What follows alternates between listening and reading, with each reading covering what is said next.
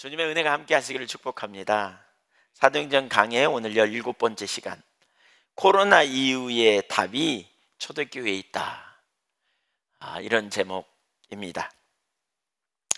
여러분, 코로나가 우리 가운데 일어난 이후에 우리의 모든 일상이 변했잖아요. 근데 많은 학자들이 얘기하기를 코로나가 종식되고 다시 이전으로 돌아가는 일은 거의 불가능하다 그럽니다. 이제 코로나 시대를 우리가 사는 겁니다. 어쩌면 코로나가 면역력이 이제 예방 접종이 되기도 하고 뭐 이런 일들이 있지만, 그러나 이제 코로나가 종식되는 일을 우리는 기대할 수 없다는 거예요. 설사 그런 일이 있어도 코로나보다 더 강력한 세균이 나올 거다, 뭐 이렇게 예측하고 있어요. 그래서 코로나 이전과 이후는 인류 사회의 큰 전환점이다, 이렇게 많은 학자들이 말하고 있더라고요. 우리는 이제 코로나 이전처럼 그렇게 사는 삶보다는 코로나 이후에 사는 삶, 생각해 보세요. 마스크를 쓰고 여름을 지낼 줄 누가 알았겠어요? 근데 그런 삶이 너무나 자연스러운 삶이 되었고, 그렇지 않으면 비난을 받는 우리가 그런 시대에 살고 있지 않습니까? 코로나 이후에 우리가 어떻게 살아야 할지, 이런 문제를 가지고 우리가 상당히 많이 고민해야 돼요. 그런 강의도 정말 많고요. 또 기독교가 어떻게 가야 하며 우리 신앙이 어떻게 가야 할까, 이런 영역도 사실 우리가 생각해 봐야 될 영역입니다. 오늘 우리가 그 사도행전을 보면서 특별히 초대교회에 코로나 이후의 삶의 답이 있다, 제가 이런 제목을 잡고 나눴는데요. 크게 두 가지를 살펴보려고 합니다. 첫째, 초대교회와 코로나 시대. 우선 오늘 본문을 보십시오. 초대교회에는 네 가지 특징이 있음을 볼 수 있습니다. 첫째는 표적과 기사가 많이 나타났다. 둘째, 한 마음으로 함께 모였다. 셋째, 백성들에게 칭송을 받았다.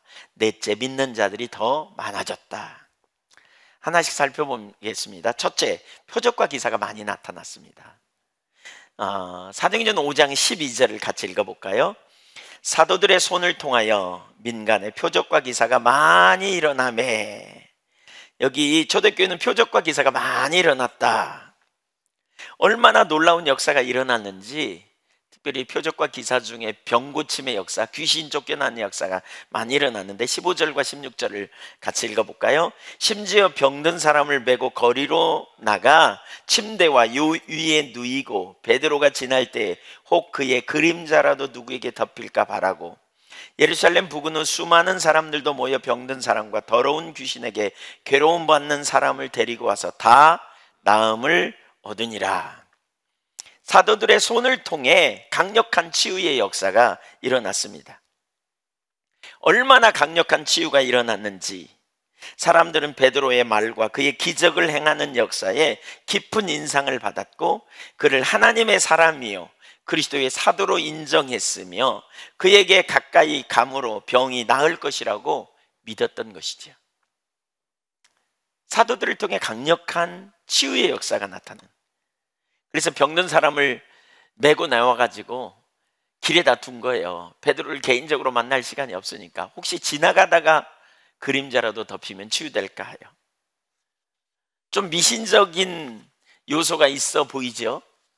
근데 뭐 이거는 예수님 때도 비슷한 일이 있었고 실제로 치유가 일어났죠.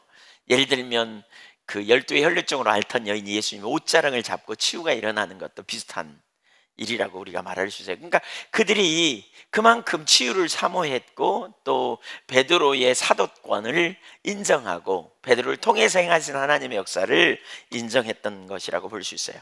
수많은 사람들이, 뭐 예루살렘뿐만 아니라 그 인근의 많은 사람들이 나와 이렇게 치유를 경험한 것이죠.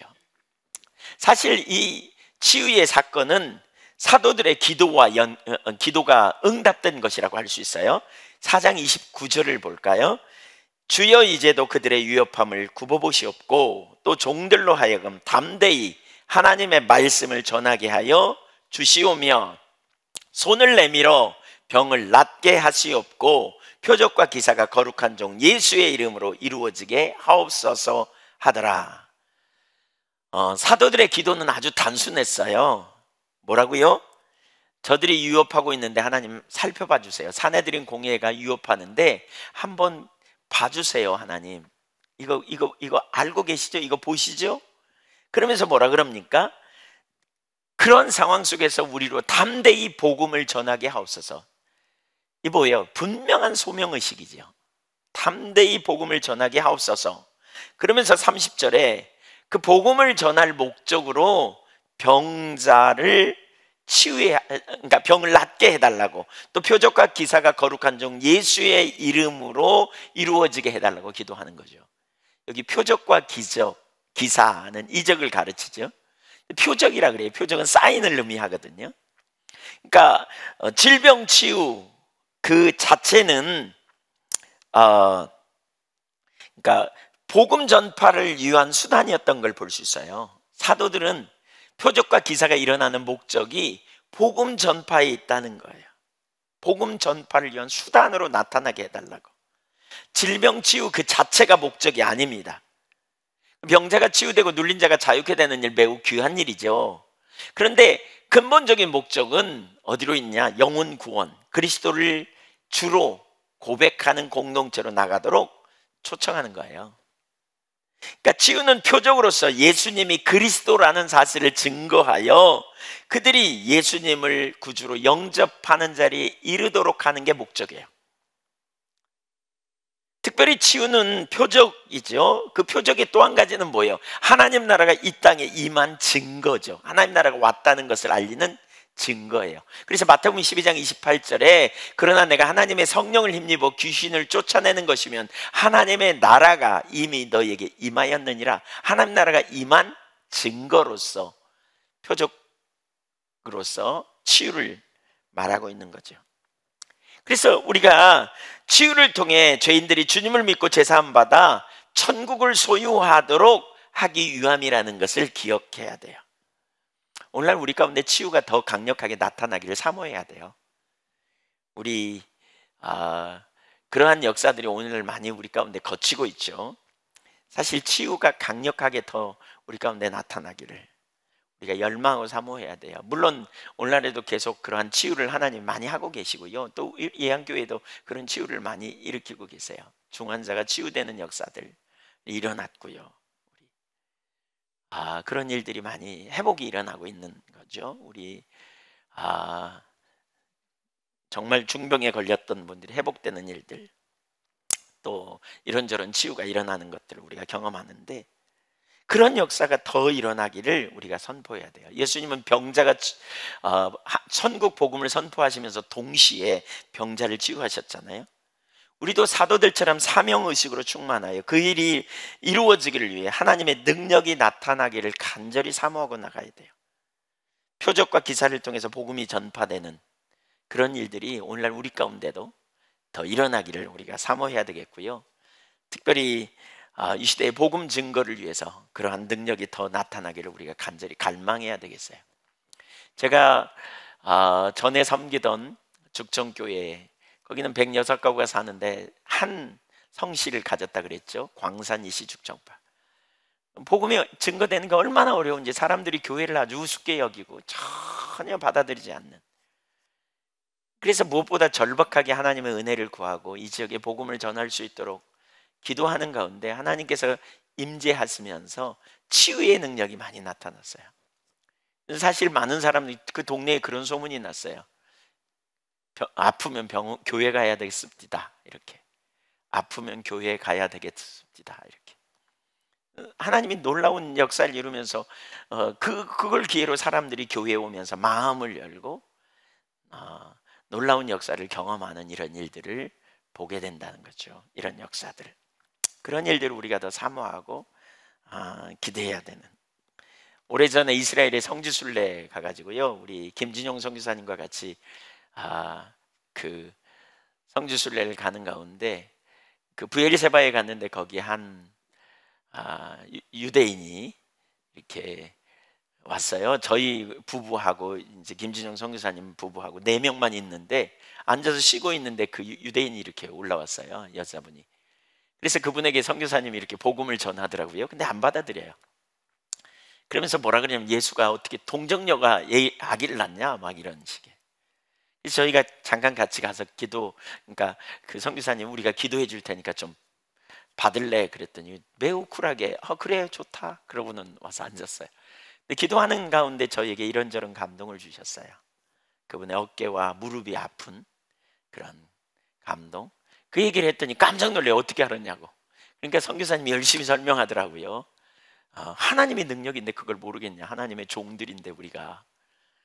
그리고 또 기도하는 가운데 그 최근에 어떤 큰 슬픔을 경험한 것이 있다는 감동을 받았고, 그걸 나누자 이분이 진짜 깜짝 놀라면서 자기 남편이 1년 전에 돌아가셔서 소천해서 자기가 매우 마음이 슬프다.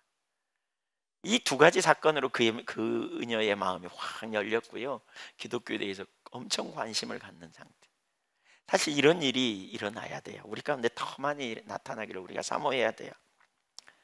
2번째, 초대교회는 한 마음으로 모였습니다. 12절 하반절을 볼까요? 믿는 사람이 다 마음을 같이하여 솔로몬 행각에 모이고. 초대교회 성도들은 솔로몬 행각에서 함께 모였습니다. 솔로몬 행각은 가르치는 장소이고 토론하는 장소였어요. 그곳에 모여서 말씀을 듣고 열심히 배웠을 거라고 생각이 됩니다. 오늘날로 말하면 교회와 같은 곳이죠. 그곳에 다 함께 모였어요. 근데 열심히 모였어요. 페트라 주석에 보니까 여기 모였다는 말이 이렇게 설명하고 있어요. 믿는 사람이 모이고라는 말을 이렇게 설명하는데, 이 말은 그들이 어떤 특정한 시간에 함께 모이는 습관이 있었다는 것을 가르친다, 이렇게 말합니다. 기도하는 일이나 가르치는 일을 위해서만 아니라 기회가 되는 대로 사람들을 주께 인도하기 위해 모였다라고 말할 수 있다. 예, 늘 모임을 가졌다라고 할 수 있다. 그러면서 그 뒤에 보면 뭐라 그러냐, 이렇게 말합니다. 그들은 실상 교회의 단체가 다른 방식으로는 존재할 수 없었기 때문이다. 여러분, 교회가 다른 방식으로는 존재할 수 없다는 거예요. 교회는 모여야 교회예요. 모여야. 예수를 주로 고백하는 고백 공동체, 모임 공동체가 교회가 되는 거예요. 왜냐하면 만일에 각자가 자기 나름대로 가르치기를 원하고 각각 따로따로 기도하기를 원하였다면, 그래서 공동 집회라는 것이 없었다면 교회가 아무리 잘 조직되었다 하더라도 결국에는 쇠약해져서 얼마 안 되어 소멸되고 말았을 것이다. 예, 베트라 주석이 이렇게 말하고 있어요. 학자가 이렇게 주석을 달았어요. 교회는 뭐 하는 거라고요? 모여야 된다는 거예요. 모이지 않으면 따로따로가 되면 결국 소멸된다는 거예요. 제가 지난 주간에 우리 권사님들 중에 몇몇 분들과 대화하면서 그런 걸 느꼈어요. 그 중에 한 분이 이렇게 말씀하세요. 안 모이니까 힘이 없다고. 안 모이니까 정말 힘이 없다고. 내 속에 열정이 싹 어디로 없어져 버린 것 같다고.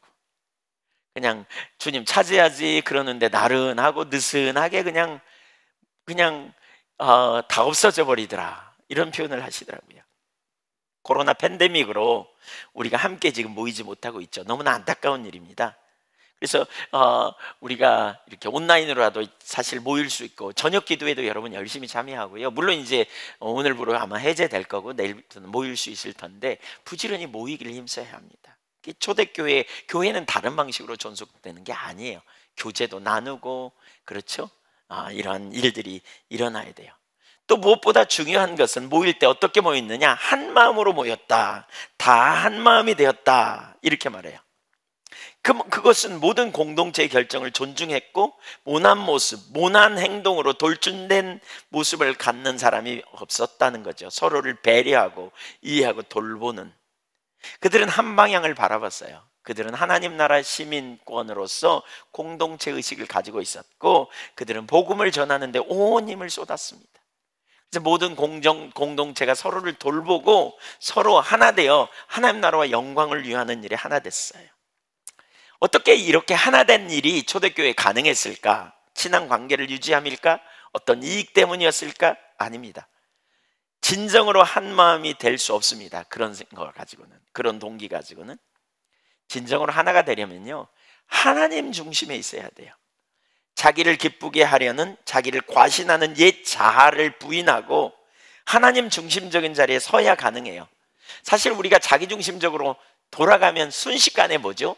자기가 중심에 서려고 하고 자기 목적을 추구하고 자기 만족, 자기 쾌락을 추구한 자로 가버리면 진정한 연합이 안 됩니다. 경쟁이 생깁니다. 시기 질투가 생깁니다. 다른 사람을 헐어내려서 내가 그 자리에 가려고 하는 이런 마음들이 올라오기 시작합니다. 내 목적을 이루기 위해서 누군가 다른 사람이 안 돼야 내 목적이 성취된다고 생각하는 그런 경향으로 돌아가 버리기 때문에 진정한 연합이 불가능합니다. 공동체가 나누어지는 거, 이거 매우 심각해요. 그래서 예수님이 대제사장으로서 하나 되게 해달라고 기도했잖아요. 요한복음 17장에. 마귀는 공동체를 나누게 하는 일을 해요. 분리케 하는 거. 여러분, 부부간의 관계에 하나 되는 일이 얼마나 중요합니까? 근데 마귀는 사소한 일로 서로 나누게 합니다. 의견 대립으로 나누게 합니다. 자기 중심으로 돌아가면 막 자기가 옳다고 생각하고 자기를 변호하고 자기 주장을 관철시키려고 하다 보면 상처를 주고 나누게 됩니다. 그렇게 되면 부부싸움을 하게 되고, 그러면 어떻게 합니까? 가정의 자녀들이 정말 심각한 상처를 받게 되죠. 상처를 받고 자란 자녀들은 이 다음에 큰 문제를 안게 돼요. 원수 마귀가 이런 전략을 가지고요, 가정도 나누게 하고 교회도 나누게 해요.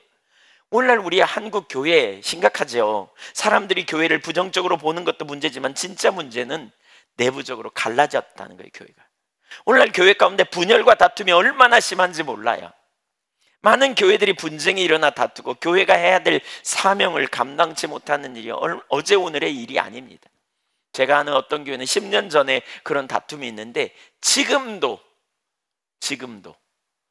교회가 서로 연합하지 못합니다. 이쪽 편 저쪽 편. 담임 목사님을 모시지 못해요. 담임 목사님 새로 누구를 모시려고 합니다. 여러분 투표합시다. 그러면 문자가 와요. 저쪽 편에서 추천하는 목사입니다. 안 됩니다. 이렇게. 또 반대로 이렇게 하고요. 10년이 지났는데도 해결이 안 돼, 교회가. 정말 심각하죠? 다 각자가 믿으면 되게 좋다고 말해요. 뭐가 문제예요? 자기중심적으로 돌아가면 이기적이고요, 결국 진정한 연합에 우리 정말 심각한 문제입니다. 뉴질랜드 어느 도시에 오래전에 부흥회를 갔는데 그 도시에 갑자기 교회가 많이 세워졌어요. 한인교회가. 이민자들이 많이 생겨서 가서 세워진 게 아니에요. 교회가 다투고 분리돼가지고 분열해가지고 그냥 서로 싸우고 아기다툼하고 결국 그래가지고 나눠져서 교회가 많이 세워진 거예요. 이 얼마나 심각한 일입니까? 내부적인 문제로 골치를 앓고 있고 다투고 분열되어 있습니다. 하나님의 임재가 교회 가운데 거치면 자기중심이 되고 자기가 머리가 되려고 하고 자기가 최고라고 여기면서 나가는. 근데 거기서 끝나지 않습니다. 또 최근에는 이데올로기 논쟁에 휩쓸려서 교회가 하나 되지 못하고 있어요. 보수와 진보로 나눠져 가지고 정치적인 문제를 가지고 심각하게 나눠져 있는 게 오늘날 현실입니다. 우리가 속한 감리교단만 해도 게시판에 보면 난립니다. 동문회 모임에 카톡으로 가지고 아주 사이좋게 지내다가도 이러한 문제를 보면 얼마나 첨예하게 나눠진지 모릅니다. 어느 교회에서 실제로 소그룹 모임에서 너무 친하게 가족처럼 지냈던 사람들이요, 정치 문제 이슈를 누가 가지고 나가서 결국 멱살 잡고 싸우다가 다시는 얼굴도 안 보겠다고 그렇게 흩어졌다잖아요. 여러분, 이슈 되게 중요하죠. 이데올로기 이슈 중요한 문제, 심각한 문제도 우리가 볼 수 있어요.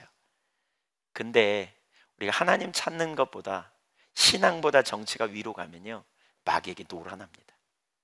마귀가 심각하게 자꾸 흔듭니다. 정말 중요한 영역이 있어요. 저는 유튜브 같은 것도 우리가 보는데 정말 분별해서 봐야 된다고 생각해요. 오늘날 사람들은 자기가 유튜브에 많은 좋아요 이런 거 클릭받고 많이 하려고요, 기회만 되면 그냥 가서 그러한 것을 교묘하게 편집하고 짜집게 가지고 아주 혼돈되게 해놓는 일들이 얼마나 많은지 몰라요. 그런 일들이 많습니다. 분별력 없으면 여지없이 넘어갑니다. 여지없이. 네. 그 주장에 휘둘리게 되고요. 여러분 그런 경험 해보셨어요? 정치적인 것에 민감하면 기도 잘 못합니다. 저도 그런 경험 해봤어요. 이슈에 휘둘리기 시작하면요, 기도가 안 돼요. 그런 뉴스를 계속 쫓아가고 그런 생각에 빠지고 분노가 올라오고 용서가 안 되고 이런 자리로 가기가 얼마나 쉬운지 몰라요. 우리가 그런 이슈에 무관심하라는 건 아니지만 그러나 분별력 없이 우리가 넘어갈 때 원수 마귀가 교회를 이간질하고 나누게 하고 하나 되지 못하게 한다는 거예요. 우리가 한 발 뒤로 물러나야 돼요. 특별히 하나님 찾아야 될 이유가 거기 있어요. 하나님 중심적인 자리에 있어야 돼요. 무엇보다 하나님을 찾고 정치적인 것에 민감한 자리에서 하나 뒤로 물러나 하나님 중심적인 자리에 서서 거시적으로 볼 수 있어야 돼요. 자꾸 하나님과 친밀한 교제 안에 있어야 이 문제를 어떤 눈으로 볼 것인가가 더 보이고요, 하나님 중심적일 때 진정한 연합이 되고 또 그 문제를 가지고 우리가 기도하게 되죠. 저도 어떤 모임에 제가 이렇게 들어가 있는데 그 모임에서 얼마나 그런 이슈가 많이 나오는지 모르겠어요. 저도 그런 이슈에 상당 부분 공감하지만 너무 지나치다 싶어요. 주일날 아침에도 주일날 낮에도 시도 때도 없이 올라와요. 새벽에 목사님들이 설교를 앞두고 주일날 토요일날 저녁에도 주일날 새벽에도 아침에도 시도 때도 없이 올라와요. 이슈에 사로잡혀서 제가 참 마음이 개인적으로 참 쉽지 않다는 생각이 들어요. 하나님 찾고 하나님과 교제 가운데 있어야 되는데 우선적인 삶, 그 뒤에 원수마귀가 있지 않은지 우리가 분별을 가져야 돼요. 한 발 뒤로 자꾸 물러나서 하나님 중심적인 자리에 우리가 가야 돼요. 그래야 진정한 연합이 돼요. 세 번째, 초대교회는 칭찬받는 교회였습니다. 13절 하반절을 보겠습니다. 백성이 칭송하더라. 2장 47절도 보겠습니다. 여기 올라옵니다. 사도행전 2장 47절, 하나님을 찬미하며 또 온 백성에게 칭송을 받으니 주께서 구원받는 사람을 날마다 더하게 하시니라. 온 백성에게 칭송을 받았다. 백성이 칭송하였다. 여기 칭송하더라 라는 단어는 미완료형으로요, 그들이 계속 격찬을 받고 있었다, 칭찬받고 있었다, 이런 말입니다. 왜 그들을 칭찬했을까? 예수 믿지 않는 사람들이, 그리스도인이 아닌 사람들이 왜 그리스도인들을 칭찬했을까? 뭔가 다른 모습과 다른 삶이 있었던 것을 볼 수 있죠. 그들의 삶이 변했다는 거예요. 자기들과 차별성을 가지고 살았다는 거예요. 사실 세상 사람들에게 우리가 믿는 하나님이, 우리가 믿는 그리스도가 보일 리가 없잖아요. 다만 우리의 삶이 보일 뿐입니다. 우리가 어떻게 사는지 사람들이 보며 우리를 보고 신앙을 판단하고 하나님을 판단하기가 쉽다는 거예요. 사실 세상 사람들에게 우리가 어떤 모습으로 보이느냐는 정말 중요한 부분일 수 있어요. 자, 보세요. 초대교회 성도들은 칭찬받았대요. 칭송받았대요. 사실 오늘 우리 교회를 생각하면, 오늘 우리 시대의 교회를 생각하면, 교회를 얼마나 비난하고 또 교회에 대해서 부정적으로 말하는지를 생각하면 이건 정말 우리가 살펴봐야 될 일이에요. 제가 사도행전을 지금까지, 사도행전 우리가 5장까지 살펴보잖아요. 근데 보면서 이렇게 두 가지를 분명히 볼 수 있더라고요. 그러니까 두 단락으로 나눠져요. 근데 그 시작은 언제나 뭐냐, 오순절 마가의 다락방 성령에 임하시는 사건과 그 다음에 사도행전 4장 31절에 사도들이 핍박으로 인하여 하나님 앞에 나가 말씀을 담대히 전하게 해달라고 기도함으로 임한 성령 충만의 사건으로 나눠져요. 이렇게 두 가지. 성령님이 임하심으로, 사도행전 2장의 오순절에 성령님이 임하셨잖아요. 근데 똑같은 성령님이 임하신 사건이 사도행전 4장에 일어나요. 이건 뭐와 연관이 있어요? 구속사적인 유일무이한 사건, 사도행전 2장의 오순절 사건은 구속사적인 유일무이한 사건이에요. 근데 사도행전 4장은요, 바로 이 구속사적인 성령의 임하심과 같은 동일한 역사가 부흥이죠. 사역을 감당하도록, 말씀을 담대히 전할 수 있도록, 소명을 감당하도록 사도들에게 일시적으로 성령님이 강력하게 능력으로 임하신 거예요.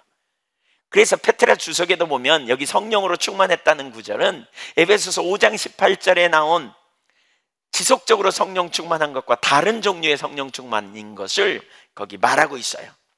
바로 이러한 성령의 역사로 말미암아 초대교회가 어떤 일이 이루어졌어요. 그걸 도표로 좀 이렇게 정리해 봤어요. 볼까요? 오순절 성령의 임하심으로 성령 충만케 되는 일이 사도행전 2장과 3장에 나타나요.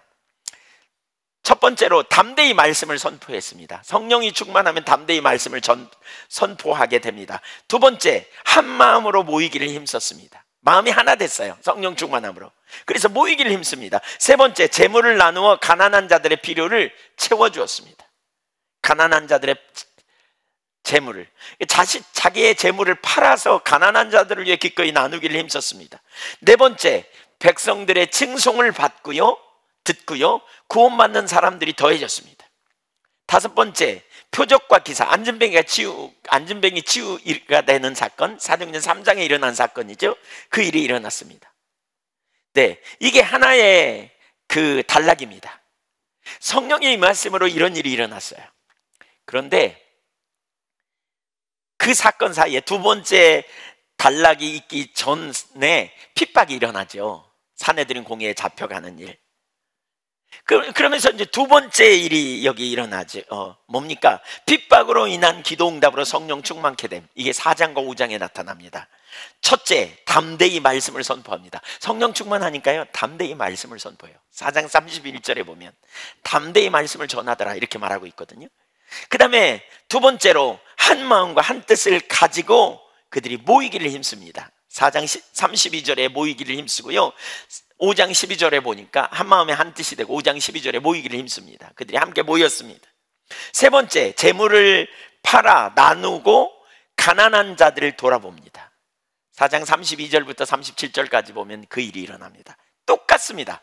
앞부분에 일어난 일이 똑같이 다시 일어납니다. 네 번째, 교회가 순전하고 정결케 되는 사건이 일어납니다. 아나니아와 삽비라 사건을 통해 교회가 자기중심적이고 이기적인 모습이 내려집니다. 그렇죠? 예, 이전에는 이기적이고 자기중심적인 모습이 있었어요. 아나니아와 삽비라는 어떤 동기를 가졌나요? 자기를 높이고 사람들에게 인정받고, 근데 돈이 아까워. 그러니까 돈도 아끼고 자기를 드러내기 위한 이기적인 동기를 가지고 나갔는데 그가 죽음을 통해서 교회가 순전하게 되어지는 일이 일어났죠. 그 다음에 다섯 번째로 백성들이 칭송을 듣게 됩니다. 백성들이 왜 백성으로부터 칭송을 듣게 되는지 생각해 보십시오. 여섯 번째, 표적과 기사가 많이 나타났습니다. 그리고 일곱 번째, 구원받는 사람이 날마다 더해지는 역사가 일어났습니다. 여러분 보십시오. 저들이 예수를 믿지 않는 일반 백성들에게 칭송받게 된 원인이 무엇인가? 저들의 모습이 달라졌어요. 초대교회가 달라졌어요. 그 중에 대표적으로 그들이 다른 사람들을 배려하고 공동체를 위해 재물을 나누는 일은 매우 파격적인 일이죠. 그렇죠? 그들이 말씀을 전하는 거 뭐 할 수 있는 일이죠. 그렇죠? 그렇죠? 표적과 기사가 일어나는 일, 그건 하나님이 하시는 일입니다. 그렇죠? 그들이 한 마음과 한 뜻을 가지고 모이는 일, 이것도 뭐 우리가 할 수 있습니다. 뭐 여기까지는 우리도 잘 한다고 볼 수 있어요. 이거 뭐 이렇게 할 수 있다고 봐요. 물론 표적과 기사는 하나님이 하셔야 되지만, 근데요 보세요. 자기의 재산을 팔아가지고요 공동체에 내놓고요 가난한 자들을 위해 나눠줬다니까요. 여러분, 시대를 초월하여 돈은 굉장한 힘이라고 믿고 있잖아요. 시대를 초월하여 재물을 얼마나 소중히 여깁니까? 그래서 돈을 모으는데 혈안이 돼 있잖아요. 돈을 벌 수 있다면 뭐든지 하려고 하는 세상이잖아요. 심지어 청소년들 중에, 한국의 청소년들 중에 뭐 고등학생들은 50.9%인가가 돈 10억이 생긴다면 감옥에 갈 만한 일도 하겠다 이렇게 말했다 그러잖아요. 시대를 초월하여 돈을 얼마나 소중히 하고 돈을 쫓아갑니까? 그런데 초대교회가 어떻게 했다고요? 재물을 팔아 나눴다니까요. 기꺼이. 이건 뭘 의미해요? 대표적으로 재물을 팔아 나눈 것이지요, 더 나아가 자기 중심에서 완전히 하나님 중심으로 돌아가고 이웃 중심으로 돌아간 거예요. 재물만 나눴겠어요? 시기 질투도 그들에게 완전히 내려졌을 거고요, 그들에겐 경쟁심이 내려졌을 거고요, 그들은 다른 사람을 배려했을 거고요, 친절을 베풀었을 거고요, 그들은 다른 사람을 돌보는 일을 했을 거예요.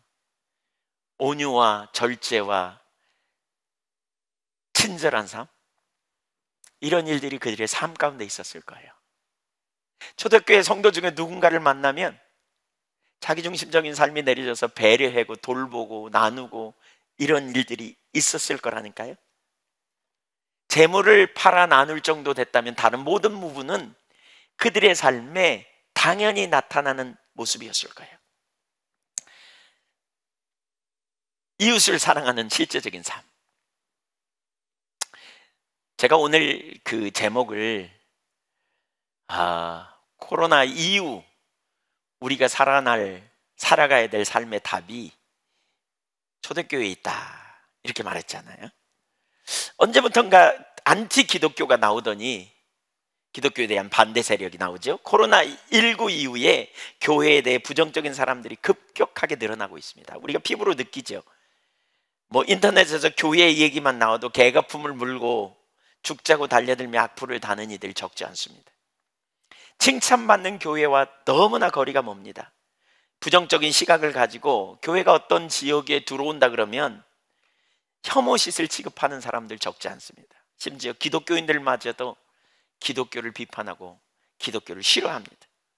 매우 심각한 상황입니다. 우리가 우리의 처지를 인식해야 돼요. 언제나 복음 전하는 게 쉽진 않았습니다. 그런데 코로나19 이후에는 더 어려울 거라고 예측됩니다.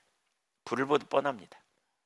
그럼에도 우리에게 복음을 전하라는 사명이 있습니다. 이런 시기에 우리가 어떻게 복음을 전할 것인가? 얼마 전에 우리 구선의 장로님과 통화하는 가운데 통화 중에 그러시더라고요. 목사님, 이런 시대 이후에 이제 우리가 어떻게 복음을 전해야 할까요? 어떻게 전도해야 될까요? 복음을 전해야 되는데.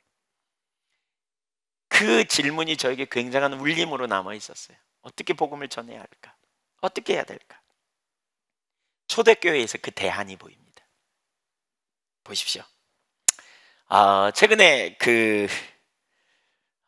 제가 강의를 좀 이렇게 코로나 이전과 이후에 대한 강의를 좀 여러 개를 봤어요. 들었어요. 이렇게. 근데 포스트 코로나 이후라는 말이죠. 뉴 노멀을 말하다. 뉴 노멀이라는 말은 새 기준, 새 일상, 코로나 이후의 새 일상을 어떻게 살아야 하는지를 말하다. 뭐 이런 주제를 가지고 시리즈로 이렇게 강의하는. 근데 그 강의 중에 중앙대 김누리 교수가 교수님이 하는 강의를 속에 이런 얘기를 해요. 그분은 코로나가 우리에게 새로운 사회 혁명을, 사회 변혁을 촉발할 것이다. 언제나 위기가 오면 위기에서 살아남기 위해 사람들은 생각을 많이 하고 어떻게 이 위기에서 살아남을까를 찾는다. 그러면서 우리 사회의 문제, 오늘날 우리 한국 사회의 문제는 자유시장 경제인데 자유시장 경제 체제에서 두 가지 문제점을 우리는 생각해 봐야 된다. 이렇게 얘기해요.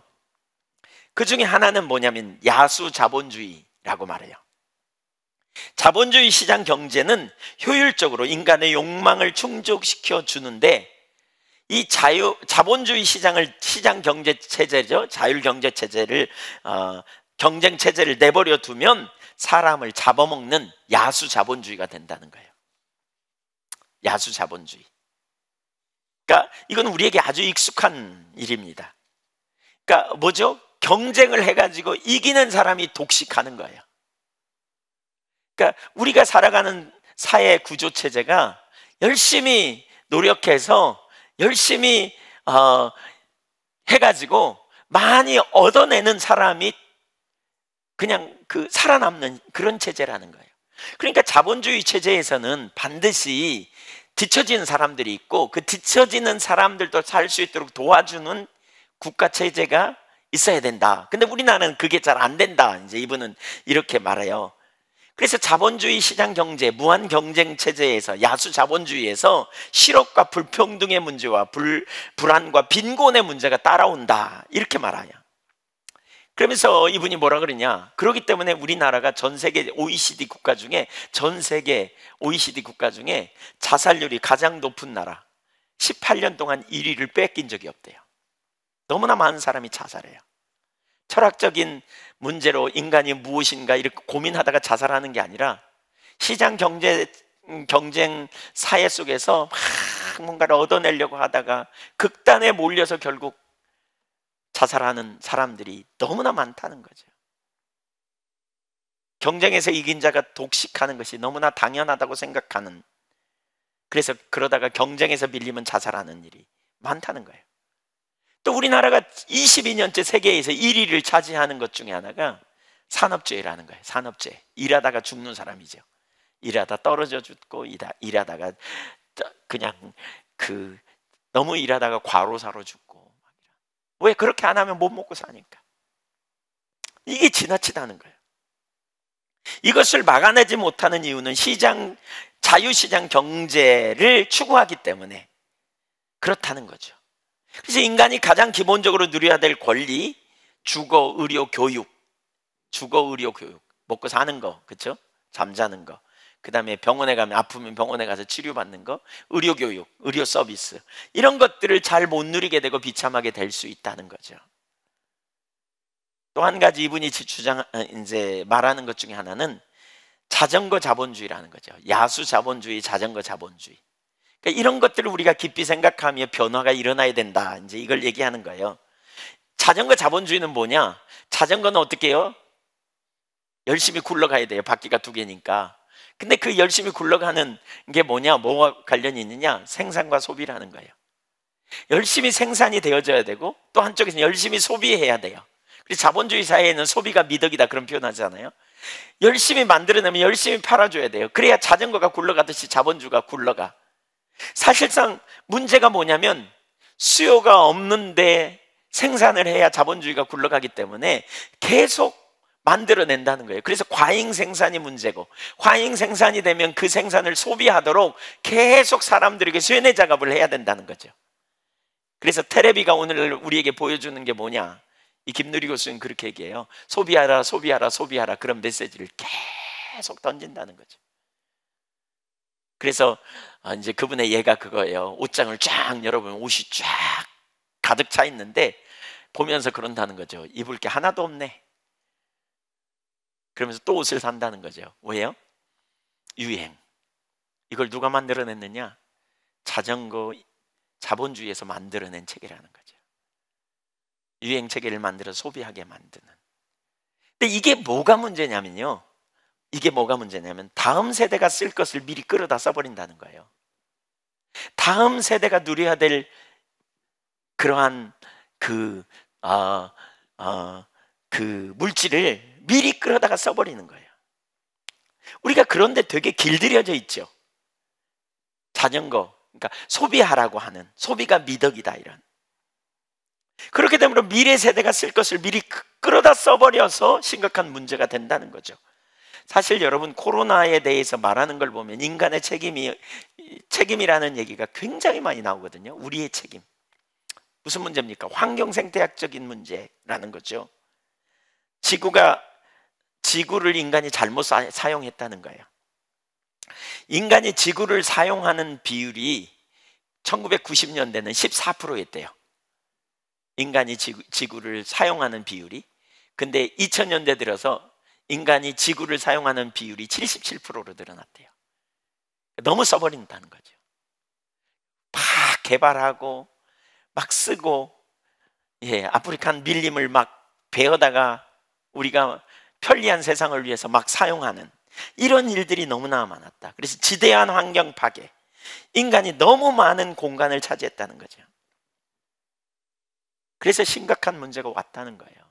심각한 문제. 그래서 유럽에서는 그런 표현이 비일비재하대요. 22세기는 더 이상 오지 않을 것이다. 지금 현재에 사는 우리 세대, 그리고 우리 자녀 세대가 혹은 손자 세대가 마지막 지구의 문을 닫을 날이 있을 것이다. 가까워왔다. 이렇게 말한다는 거예요. 여러분, 그런 현상들이 많이 일어나잖아요. 기근과 지진이 일어나고, 중국에도 얼마나 많은 지금 폭우가 쏟아져 있고 많은 문제가 야기되어지고 있습니까?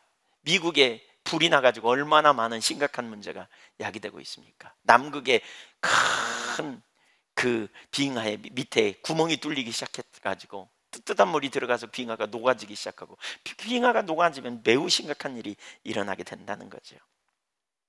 자연은 자연 치유력이 있는데 순환가가 깨지면서 더 이상 치유되지 않은 시대가 가까이 온다는 거예요. 그래서 독일 사람들은요, 그런 의식이 있대요. 그런 말이 있대요, 독일에는. 그러니까 이분이 자기 제자가 독일에 가서 어떤 친구를 만나러 갔는데 그 오는 거리가 기차로 8시간 거리래요. 8시간 걸려서 온대요. 비용은 1,500유로고요. 그 비용은 기차 타고 오는.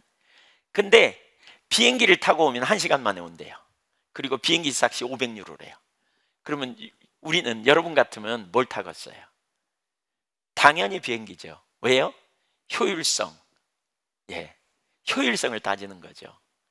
예, 가성비 쩌네 막 우리 요즘 그런 표현 하잖아요. 가성비가 너무 높네 막 그러면서 그렇게 하잖아요.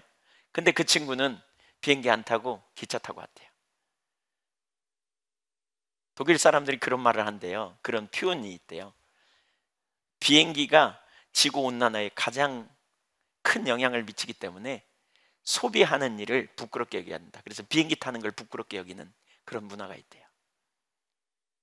특별한 일 아니면 안 타는.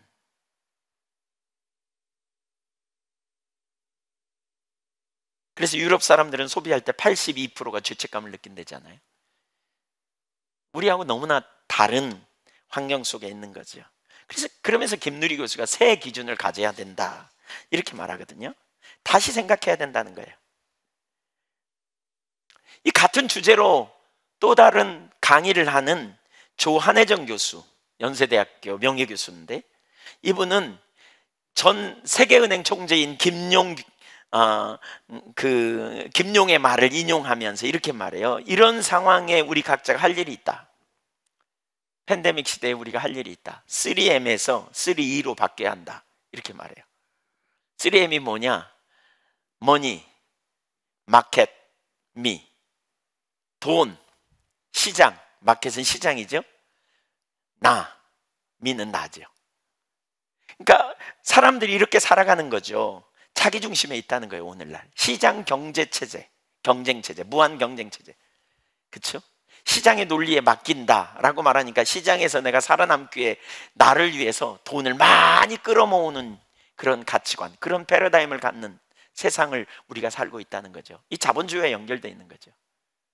어떻게든지 우리는 어렸을 때부터 그런 훈련을 받아오잖아요. 저도 그렇고 여러분도 그렇고. 돈이 있어야 행복하다고 생각하고 나만 아니면 된다고 생각하고 어떻게든지 경쟁하면서 다른 사람이 어떻게 되든지 내가 독식하는 그런 세상 속에서 살려고 하는 거죠. 우리가 그런 세상으로 교육받고 그렇게 살아오도록 했어요. 남 돌볼 필요가 없다는 거죠. 네가 살아남으려면 양육 강식 하라는 거죠. 승자가 독식하는 세상, 살아남기 위해 친구를 짓밟고 이겨야 된다. 이렇게 가르침을 받는 세상 속에 우리가 살아왔다면 그걸 중단해야 된다는 거예요. 이 조한혜정 교수는 그 인류학자로서 우리가 살아남기 위해서는 이렇게 해야 된다는 거예요. 이거 중단돼야 된다는 거예요. 그러면서 이걸 중단하지 않기 때문에 사람들이 고립되고 그렇게 살려고 노력하다가 탈진하고 그렇게 살려고 하다가 안 되면 고립하고 탈진되고 결국 죽음을 택하고 이거 중단해야 된다는, 이거 중지해야 된다는 거예요. 그러면서 3E로 가야 된다. 3E가 뭐냐? excellent, 탁월한 거죠. 뛰어남.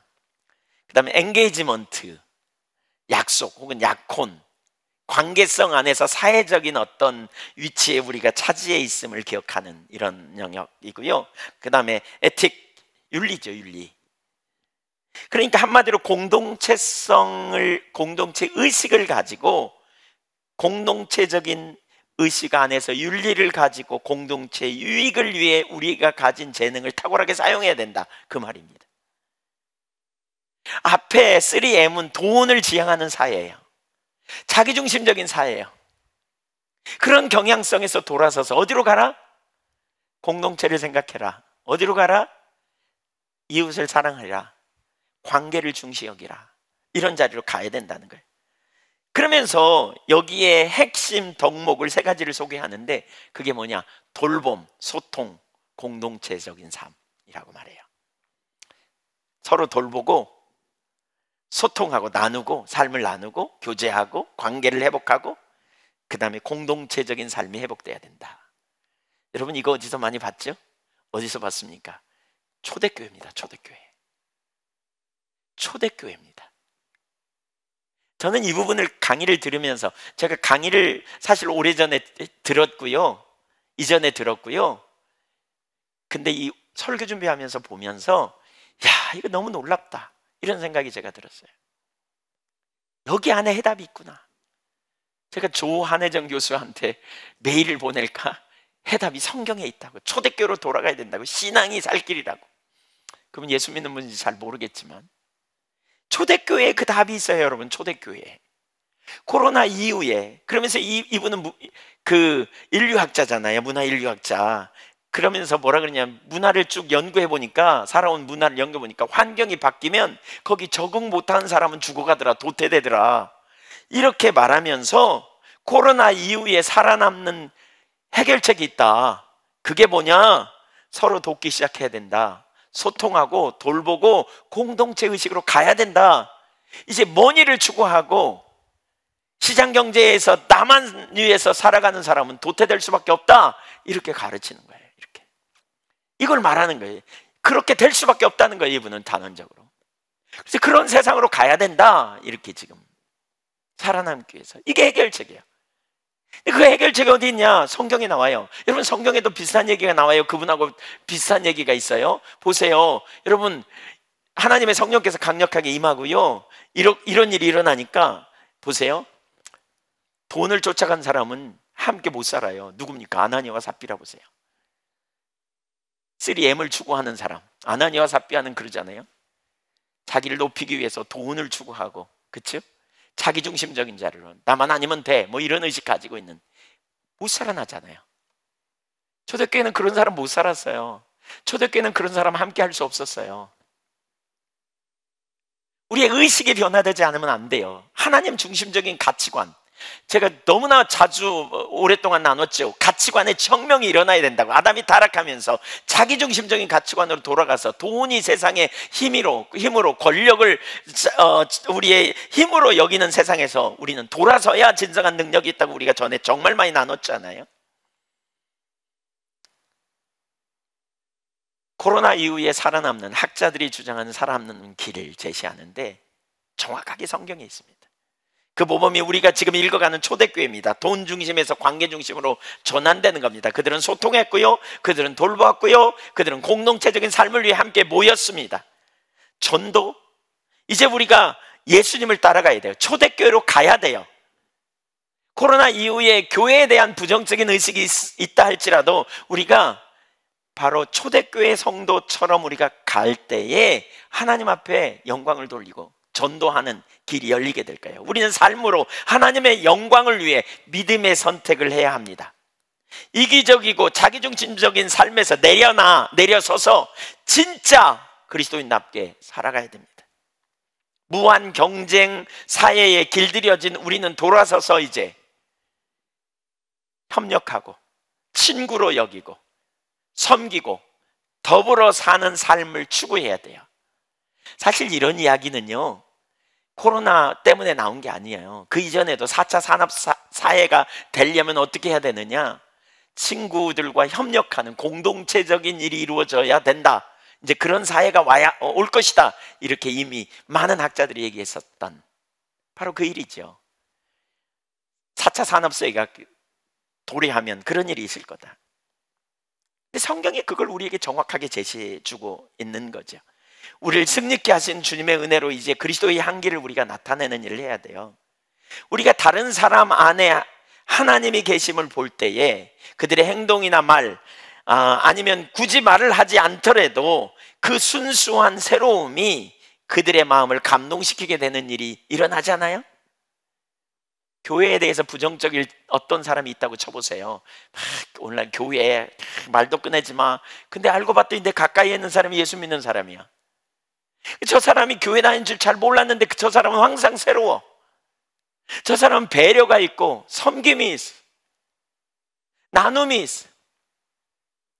자기중심적인 삶이 아니고 나를 위해주고 나를 돌보는 삶이라고 사람이야. 그런 사람이 여러분이 된다면, 예수 믿지 않는 사람이요, 오히려 교회에 부정적인 관점을 가진 사람이요, 그 사람 때문에 생각이 바뀌게 될 거요. 아, 기독교인 다른 사람도 있구나. 아, 다르구나. 아, 그렇구나. 그가 믿는 예수 나도 믿어봐야 되겠구나. 이렇게 바뀌지 않겠어요? 우리가 이제 진짜 모습을 드러내야 된다니까요. 진짜 빛을 발하는 사람이 돼야 된다니까요. 이제 진짜 소금의 역할을 감당하는 그러한 시기가, 감당해야 될 시기가 왔어요. 사람들이 교회를 엮고 비난하는 모습을 보인다 할지라도 우리 각자가 가까이에 있는 사람에게 그리스도의 향기를 전하는 놀라운 믿음의 사람이 다 되시기를 주님의 이름으로 축원합니다. 이게 초대교회의 모습이었어요. 초대교회는 역동성이 있었어요. 초대교회는 하나님이 움직이시는 것처럼 놀라운 일이 있었어요. 얼마나 놀라운 역사입니까? 코로나 이후 시대에 초대교회가 답입니다. 두 번째, 하나님의 임재. 그래서 우리는 이제 초대교회로 돌아가야 합니다. 초대교회로 다 돌아갈 수 있기를 원합니다. 코로나 이후 살아남는 길이라니까요. 거기 전략이 있다니까요. 근데 그 일이 어떻게 가능한지 다시 생각해 봐야 합니다. 아까 그 도표를 올려주십시오. 두 번째 도표를 올려줘 보십시오. 첫 번째, 오순절 성령의 임하심과 함께 똑같은 일이 사도행전 4장에 일어났습니다. 우리는 이걸 뭐라고 말하느냐? 부흥이 임했다, 이렇게 말합니다. 오순절과 같은 똑같은 성령의 역사가 사도행전 4장에 임했습니다. 이걸 부흥이다, 이렇게 말합니다. 부흥은 성령님이 당신의 교회를 방문하는 사건입니다. 하나님의 부흥이 임한 겁니다. 부흥이 임하자 어떤 일이 일어났습니까? 동일한 일이 일어났습니다. 동일한 일이. 거기 담대함으로 말씀을 선포했고요, 한 마음과 한 뜻을 갖게 됐고요, 재물을 나누어 가난한 자들을 돌아보고요, 교회를 순전하고 정결케 하는 일이 일어났고요, 백성들의 칭송을 들었고요, 표적과 기사가 많이 나타났고 구원받는 사람이 그래서 더해졌습니다. 여러분, 그 시대가 편안한 시대가 아닙니다. 사내들인 공회원인들이 예수 믿지 못하게 하려고 눈을 부릅뜨고 복음이 전파되지 못하게 가로막는 시대입니다. 그럼에도 불구하고 이런 일이 일어났습니다. 어떻게 그런 일이 일어났다고요? 답이 있습니다. 성령입니다. 성령. 성령이 답입니다. 성령님이. 성령의 역사로 말미암아 그러한 역사가 일어났습니다. 초대교회는 주님의 강력한 임재 가운데 주권적인 역사가 일어났어요. 주님만 하실 수 있는 일이 일어났어요. 여러분, 성령님이 오시면 어떻게 하루아침에, 잘 들으십시오, 자기 중심에서 하나님 중심으로 바뀌는 일이 가능할까요? 성령님이 오시면요, 우리가 우리의 실상을 깨달아요. 우리가 이기적인 것도 깨닫게 되고, 우리가 죄 가운데 있다는 것도 깨닫게 되고, 우리가 얼마나 심각한 죄인지 발견하게 되죠, 성령님이 오시면. 그리고 동시에 뭐예요? 우리가 어찌할꼬 그때 예수님이 이기적이지 않게, 나는 지극히 이기적인데 이기적이지 않게 예수님이 나를 대신하여 십자가에 달려 죽으시고 나를 위하여 자기 자신을 아끼지 않음으로 내가 영원한 생명을 얻었다는 사실을 알게 되죠. 성령님이 오시면 우리가 얼마나 이기적이고 자기중심적인지 봐요. 그렇게 예수 믿은 내가 예수 믿고 나서도 여전히 이기적이고 여전히 내가 자기중심적인 자리에 있다는 걸 깨닫게 되는 거죠. 그래서 회개하고 돌이키는 거예요. 그러는 가운데 하나님의 마음이 보여요. 하나님의 마음이 우리 가운데 부어지는 거예요. 이웃을 향한 마음, 가난한 자를 향한 마음이 깨달아져요. 그래서 저들을 어떻게 도울까, 이렇게 마음이 가게 되는 거예요. 성령님이 오셔서 우리 안에 그런 역사를 이루어줘요. 성령님이 오시면 사람들이 자기의 죄를 회개하고 근본적으로 돌이켜요. 성령님이 임하셔서 부흥이 임할 때 그런 일들이 얼마나 많이 일어났습니까? 이기적인 사람들이 회개하고 가서 자기 부모님께 혹은 시부모님께, 어떤 분들은 회개하는 일이 일어나고, 혹은 남편이나 아내에게 잘못했던 것을 중심에 회개하고 돌이키는 일들이 부흥의 역사 때마다 얼마나 많이 일어납니까? 그러면서 은혜를 받고 주님과 동행하기 원하고 주님을 기쁘시게 하기 원하여 주님이 기뻐하시는 일에 자신의 삶을 드리기 시작하는 거예요. 헌신하기 시작하고 봉사하기 시작하고 배려하고. 과거에는 이기적이니까 내가 첫 자리에 서야 될 테니까, 그런데 다른 사람이 더 세워지는 걸 보면 내 속에서 분이 올라오고 시기질투가 올라오죠. 성령으로 충만하니까 이게 얼마나 잘못된가를 알아. 그래서 이걸 내리는 거죠. 이거 다 내리는 거죠. 이거 회개하고 돌이키는 거죠. 거기서 중심에 남이 세워지는 걸 기쁨으로 여기고 다른 사람을 배려하고, 한편으로 하나님이 나를 아시니까 그거면 충분하다, 이런 일들이 일어나는 거예요. 성령 충만할 때. 성령 충만할 때.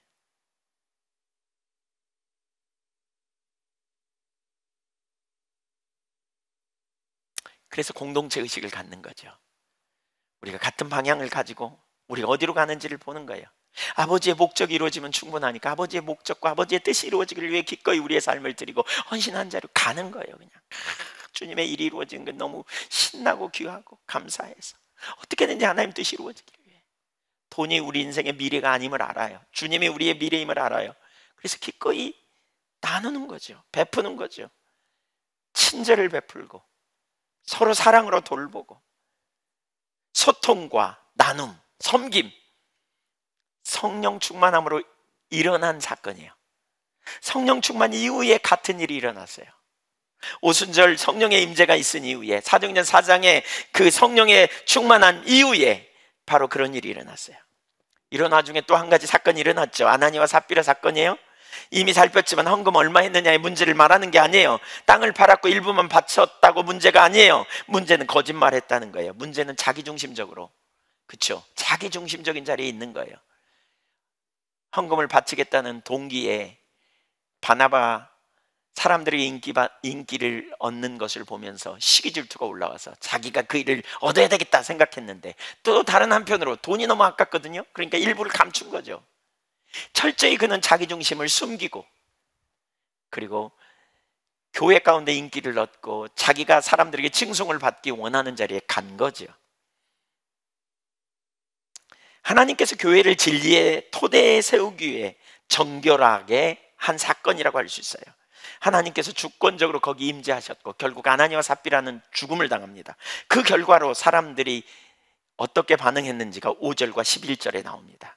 5장 5절 11절 이렇게 말하죠. 거기 같이 있어요. 다 크게 두려워하니라. 다 크게 두려워했다. 다 크게 두려워했어요. 사람들이 깜짝 놀랐어요. 교회 안에 있던 사람들이 깜짝 놀랐어요. 근데 이 두려움으로 두 가지 반응이 일어나는 거 아세요? 12절에 보면 12절과 13절을 볼 텐데 하나는 믿는 자들이 마음을 같이하여 다 솔로몬 행각에 열심히 모였어요. 그런데 어떤 이들은 사도들과 다시는 상종도 안 했대요. 아나니아와 삽비라의 죽음이 초대교회에 엄청난 충격을 주었고요. 그래서 일부가 떠났어요. 그들은 사도들과 상종할 생각도 안 했어요. 두려웠기 때문에. 적당히 믿는 사람이 함께 할 수 없었어요. 이 사건을 통해서. 강력한 능력이 임하면요 가짜가 함께 할 수 없어요. 비슷하다고 함께 할 수 있는 게 아니에요. 교회에 나눔의 현상이 생겼어요. 참신앙과 거짓신앙의 구별이 일어났어요. 처음에는 믿지 않는 자와 믿는 자들이 다 섞여 있었어요. 교회가 가난한 자를 돕기 때문에 가난한 자들이 많이 있었어요. 어쩌면 믿음이 없었어도 와 있을 수 있었을 거예요. 칭송을 받으니까 좋은 말을 들어볼까 하고 와 있는 사람도 있었을 거예요. 어쩌면. 근데 사람이 죽어 넘어져요. 섬찟해졌겠죠. 그러니까 무서워서 다시는 안 오는, 상종도 안 하는 사람이 생겼다는 거예요. 가짜와 진짜가 구별되기 시작한 거죠. 진리의 성령이 임하면요 빛과 어둠이 갈라지게 됩니다. 적당히 섞여 있다면 엄청난 혼돈이 있을 겁니다. 어떤 이들은 그 사건을 통해 하나님을 두려워하게 되고 하나님을 더 찾는 사람들이 있었는가 하면 반면에 어떤 사람들은 사도들을 피하고 도망갔습니다. 그 일로 인하여 초대교회는 순전해졌습니다. 교회 공동체가 순전해졌습니다. 적당한 믿음의 사람은 떨어졌습니다. 믿음이 없는 사람은 멀리 더 갔습니다. 저는 코로나 사건이 그와 비슷해질 거라고 생각합니다. 많은 사람들이 어쩌면 적당한 믿음의 사람들은 그냥 적당히 믿었던 사람들은 마음으로 점점 벌어져서 다시는 교회로 돌아오지 않을 수도 있을 거라는 생각이 듭니다. 반면에 주님을 사랑하는 사람들은 더 주님을 찾는 시간, 주님을 만나는 기회가 되겠죠. 여러분, 이 사건이 초대교회로 순전하게 있어요. 하나님 중심적으로 딱 묶어버렸어요. 자기중심적인 사람들은 두려워서 더 이상 올 수 없도록 만들어 놓은 거예요. 한 마음을 갖게 했어요. 거짓과 외식이 발을 못 붙이게 했어요. 하나님의 임재가 함께하면 여러분 기준이 높아져요. 죄를 드러내시고 돌이키게 하십니다. 그 결과 교회가 정결케 된 거죠. 믿는 자들이 경각심을 갖게 되고 더 순전한 믿음, 하나님 중심적인 믿음, 자기중심이 완전히 내려지고 철저하게 한 마음을 갖게 되는 놀라운 역사, 돈 중심, 자기 중심이 아니라 하나님 중심, 이웃 사랑, 돈 중심이 아니라 관계 중심, 자기 중심이 아니라 하나님 중심, 이웃 중심으로 전환되는 놀라운 역사가 성령의 임하심으로 이루어졌다는 거예요. 하나님 임재, 성령님이 그렇게 하셨어요. 그렇게 되면서 사람들에게 칭찬을 받게 되는 것입니다. 성경은 기본적으로 선행을 격려하죠. 서로 사랑하라, 내 이웃을 사랑하라, 돌보라. 그런데 흉내낼 수 없어요. 포장으로 사람들에게 보일 수 없어요. 중심이 변하지 않으면 외형도 변할 수가 없는 거죠. 근데 어떻게 변해요? 결국 하나님의 임재. 한번 따라서 하십시오. 성령이 답이다. 성령님이에요. 성령님이 임하셨을 때 그런 역사가 일어났어요. 성령님이 역사하시고 함께 하심으로 말미암아 그들의 관점이 변화되고 자기 중심에서 하나님 중심, 돈 중심에서 관계 중심, 그렇죠? 배려와 섬김. 그들은 전에는 자기 눈앞만 봤어요. 나만 바라봤어요. 내 자녀만 바라봤어요. 내가 얼마나 돈을 가지고 있나, 내가 얼마나 행복하게 살까. 그런데 그들은 한 발 뒤로 물러나 성령 충만함으로 하나님의 눈으로 세상을 바라봤어요. 자기 눈앞의 시간만 본 게 아니에요. 영원한 미래를 바라보게 됐어요. 무엇이 가장 완전한 삶인가를 보게 되는 거예요. 성령 충만하면 우리가 그렇게 돼요. 성령 충만하면 그래서 손을 펴요. 성령 충만하면 우리가 다른 사람을 돌보고 섬기고 나누는 자리에 우리가 적극적으로 가게 돼요. 이기적인 자기중심적인 자리에 머물러 3M에 빠져 사는 삶이 아니라는 거죠. 세계관이 변화지는, 우리의 가치관이 달라지는, 거기에 놀라운 승리와 자유함이 있죠. 그리고 사람들에게 영향력이 확대돼요. 코로나 이후에 우리 그리스도인들이 반드시 이렇게 되어져야 돼요. 이게 살 길이라니까요. 예수 안 믿는 사람도 이게 살 길이라고 말하는데 예수 믿는 우리에게 답이 보이지 않아요? 초대교회가 해답을 제시하잖아요. 여러분, 우리가 어떻게 살아야 되는지 보이시잖아요. 우리가 여전히 이기적이고 자기중심적으로 미래 세대가 쓸 걸 여전히 끌어다 쓰면서 우리만 아니면 돼, 이기적이고 자기중심적인 자세로 우리가 있어야 할 건가요? 여전히 플라스틱이 너무나 오용돼 가지고 그냥 결국 먹는 데잖아요. 우리가 그걸 버리니까 그냥 그게 녹아가지고 그게 그냥 부서져가지고 바다로 흘러 들어가니까 미생물이 먹고 좀 더 큰 게 먹고 큰 고기가 먹고 결국 우리가 좋아하는 갈치나 우리가 좋아하는 고등어나 뭐 이런 거 다 잡아먹어가지고 결국 우리가 그걸 먹음으로 다시 우리에게 들어오고 죽음의 악순환이 된다잖아요. 우리가 어떻게 살아야 돼요? 작은 일에서도 우리가 실천해야 돼요. 뭐 해야 돼요? 소비를 줄이고요. 작은 일에서도 우리가 다음 세대를 생각하면서 어떻게 살아야 될지 생각해 봐야 돼요. 그 일이 어떻게 가능할까? 깨닫는 사람들이 하는 거예요. 작은 사람. 하나님 중심적인 자리에 서서 우리가 어떻게 살아야 될지 생각해 봐야 돼요. 물론 무엇보다 그 일을 위해서 우리가 할 일이 있어요. 성령 충만이에요. 성령 충만. 성령으로 충만하며 우리의 삶이 전환되는 거죠. 주님의 임재가 없으면 구분되지 않아요. 하나님의 생명이 거쳐서 뭐가 문제인지 안 보이는 거죠. 강력한 임재가 필요해요. 주님의 임재가 강력해질수록 죄에 민감해져요. 그래서 우리는 성령으로 충만하기를 구해야 돼요. 물론 우리가 성령 충만을 구하고 가만히 앉아 있어서만 안 돼요. 당연히 우리는 그리스도인으로서 무엇이 우리가 해야 될 일이고 정체성인지를 우리가 생각해야 돼요. 예수님이 재림하기 전까지 우리는 이 땅에 살아야 돼요. 우리 다음 세대가 살아야 돼요. 우리 손자 세대가 살아야 돼요. 그럼 그 세대를 바라보면서 우리는 그 세대를 위해 우리가 할 일이 뭔지 하나님의 관점으로 봐야 돼요. 너희는 온 땅을 정복하고 다스리라 그랬어요. 하나님의 형상으로 창조된 우리는 온 땅을 다스리고 정복하되 네 맘대로 막 써라, 소비하고 마음대로 해도 된다, 그 말이 아니지 않아요.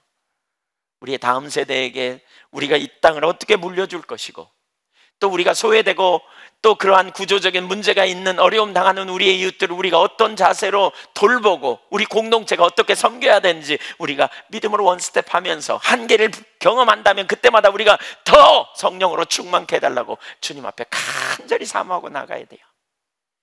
성령으로 충만케 해달라고. 이기적인 마음이 내려지고 정말 섬기고 사랑하는 자리로 우리가 가기를 원한다고. 코로나 이전과 이후는 우리는 코로나 이전으로 다시 돌아가기가 불가능하다는 말을 정말 많이 듣습니다. 코로나에 대해서 연구하는 학자들, 사회학자들이 그런 표현을 정말 많이 하더라고요. 그래서 우리는 인식의 전환이 필요하다. 어떤 분은 코페르니쿠스적 전환이 필요하다. 지구가 언제나 그러니까 모든 태양계가 지구를 중심으로 돈다고 생각했는데 어느 날 제대로 발견되니까 태양을 중심으로 지구도 돌고 있다는 걸 발견하잖아요. 그건 획기적인 전환이 있었어요. 과학계나 모든 분야에. 우리도 이게 바뀌어져야 된다는 거예요. 내 중심에서 하나님 중심으로, 내 중심에서 이웃 중심으로, 돈 중심에서 관계 중심으로, 공동체를 섬기는 일로. 주님이 우리 예양교회를 세움이 이때를 위함이 아닌지 보세요. 주님이 저와 여러분을 이 시대에 두신 게 이때를 위함이 아닌지 보세요. 진짜 우리가 나가서 빛과 소금의 역할을 감당해야 된다니까요. 이제 진짜 우리가 세상에서 그런 역할을 감당해야 된다니까요. 언제까지 피해의식에 사로잡혀서 내 문제만 가지고 있을 겁니까? 언제까지 나만 알아달라고 아둥바둥 할 겁니까? 내가 아닙니다. 하나님 나라입니다. 하나님 중심적인 삶으로 우리가 가야 합니다. 이렇게 우리가 가야 돼요.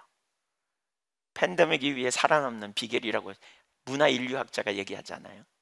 근데 이게 우리 그리스도인의 삶이고요, 그리스도인이 나아가는 거예요. 그래서 진정한 그리스도인들만 살아남겠다, 제가 속으로 이런 생각이 들었습니다.